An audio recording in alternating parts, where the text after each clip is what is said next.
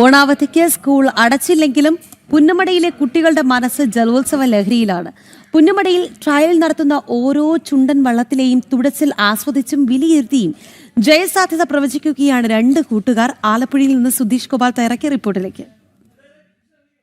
ജലോത്സവം എന്നത് ഒരു പ്രായത്തിനും അടിസ്ഥാനപ്പെടുത്താത്ത ആ ഒരു വികാരമാണ് കുട്ടനാടിനെയും പുന്നമടയൊക്കെ സംബന്ധിച്ചിടത്തോളം. ഇപ്പോൾ പുന്നമടയിലെ രണ്ട് കുട്ടികൾ അവർ ഇന്ന് പരീക്ഷയാണെങ്കിലും ഇവിടെ ഓരോ ചുണ്ടൻ വള്ളങ്ങളുടെയും ട്രയലൊക്കെ കാണാൻ എത്തിയിരിക്കുകയാണ്. അവർ ഏതൊക്കെ ചുണ്ടൻ വള്ളങ്ങളുടെ ട്രയൽ കണ്ടു, അവരുടെ പ്രതീക്ഷ എന്താണ്, ആർക്കൊപ്പമാണ് അവരുടെ പ്രാർത്ഥന എന്നതടക്കമുള്ള കാര്യങ്ങൾ നമുക്കൊന്ന് ചോദിക്കാം. എത്ര വള്ളങ്ങളുടെ പരിശീലനം നമുക്ക് ഈ പ്രാവശ്യം കാണാൻ പറ്റും? നടുഭാഗം, പള്ളാത്തുരുത്തി, കാരിച്ചാൽ, പല്ലിതിവാഞ്ചി, അയ്യാപറമ്പ് വാണ്ടി, അവർ ഇത്രയും പേര്. എങ്ങനെയുണ്ട്, ഏത് ചുണ്ടനാ ഈ പ്രാവശ്യം പ്രതീക്ഷ?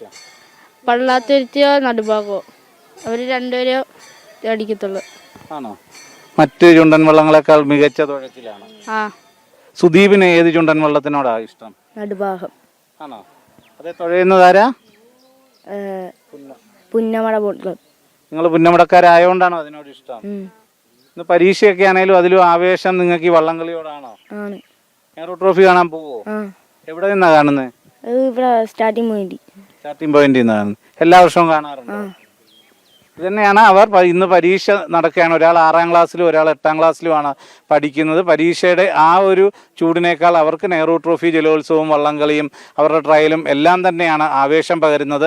അതുകൊണ്ട് രാവിലെ ഈ ട്രയലൊന്ന് കണ്ടിട്ട് പോയിരുന്ന് പഠിക്കുക എന്ന ലക്ഷ്യത്തോടെയാണ് അവർ പുന്നമടയിൽ എത്തിയിട്ടുള്ളത്. പുന്നമട സ്വദേശികൾ തന്നെയാണ്. ഇവിടെ കാരിച്ചാലിൻ്റെയും അതോടൊപ്പം തന്നെ നടുഭാഗം ചുണ്ടൻ്റെയും പരിശീലനം ഉണ്ടായിരുന്നു. അത് കണ്ടിട്ട് വീട്ടിലേക്ക് മടങ്ങാൻ ഒരുങ്ങുകയാണ് രണ്ടുപേരും. അവരുടെ പ്രതീക്ഷ പോലെ, അവരാഗ്രഹിക്കുന്ന പോലെ നടുഭാഗം ചുണ്ടൻ പുന്നമട ബോട്ട് ക്ലബിൻ്റേത് നെഹ്റു ട്രോഫിയിൽ മുത്തമിടട്ടെ എന്ന് നമുക്കും ആഗ്രഹിക്കാം. ക്യാമറാമാൻ അനൂപിനൊപ്പം സുധീഷ് ഗോപാൽ, ജനം, ആലപ്പുഴ.